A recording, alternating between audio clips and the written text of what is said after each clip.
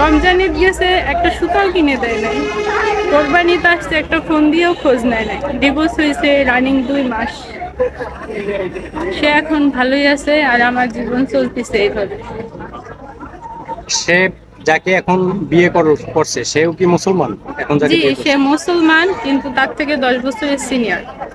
আর মানে সে সাভারের স্থানীয় মহিলা, বয়স্ক। তারও স্বামী আছে, আর তারও বউ আছে। মানে তারা খুব একটা ভালো পরিবেশের মানুষ না। তা ওই মহিলার স্বামীর কি ডিভোর্স হয় নাই? ডিভোর্স এখনো তারা ডিভোর্সে যায় নাই, কিন্তু তারা মানে ওই সম্পর্কটা চালিয়ে যাচ্ছে।